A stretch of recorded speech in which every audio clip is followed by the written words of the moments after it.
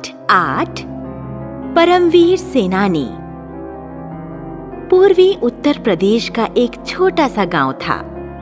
गांव में दर्जी की दुकान पर अब्दुल हमीद बैठा था।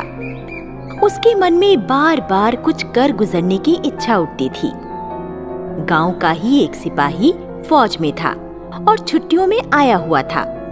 उसने अब्दुल को राय दी, फौज से अच्छी नौकरी कहीं नहीं है, तुम भी क्यों नहीं भर्ती हो जाते? उसके अब्बा यह सुन नाराज होकर बोले, हमारे घर में सिलाई का काम होता है, हम नहीं जाने देंगे लाम पे। उन्होंने अपनी बीवी से सलाह कर अब्दुल हमीद की शादी कर दी। सोचा अब तो पलटन में ना जाएगा। अब्दुल की बीवी रसूलन अच्छे स्वभाव की थी। उसने अब्दुल की बेचैनी देखी। वो बोली, सूरमा बनना है तो कलुआ की तरह चले जाओ पलटन में, मैं सच्चे मन से कहती हूँ। रसूलन ने दिल पर पत्थर रखकर अब्दुल को भर्ती दफ्तर भेज दिया। अब्बा से ननिहाल जाने का बहाना बनाकर वह भर्ती हो गया।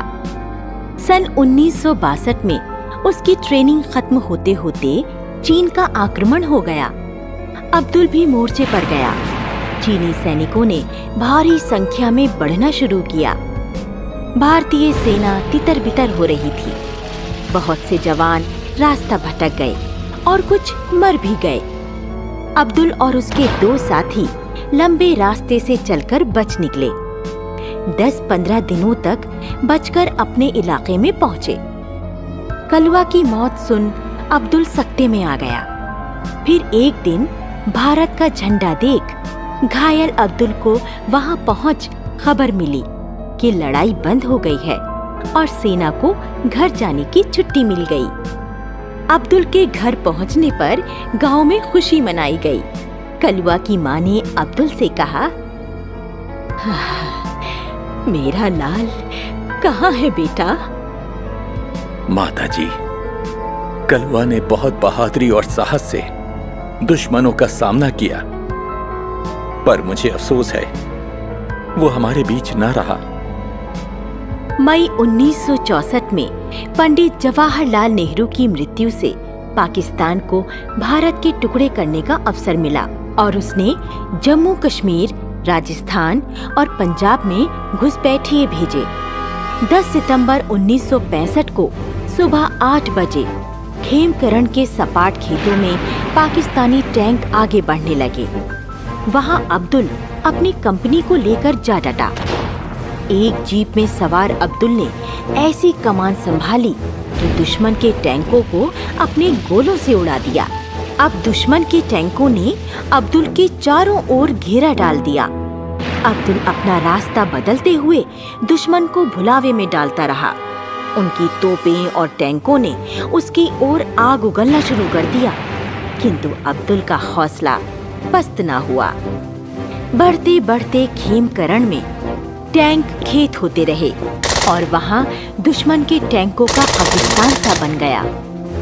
अकेला अब्दुल अपनी मशीन गन से 2 टैंकों को आग लगाकर तीसरे टैंक पर गोलियों की बौछार कर रहा था। उसी समय उसकी जीप एक चलते टैंक से टकरा गई। अब्दुल की बहादुरी से उसके साथियों के हौसले बढ़े और इस तरह भारतीय जमीन से शत्रु सेना भाग गई। अब्दुल बुरी तरह घायल हो गया था। उसका सारा शरीर आग से झुलस गया, आंखें खराब हो गईं। वह वहीं शहीद हो गया। उसके घर पर रसूलन, उनके 2 लड़कों और एक लड़की को अब्दुल के शहीद होने की खबर मिली तो उनकी आंखों से गंगा जमुना बह निकली।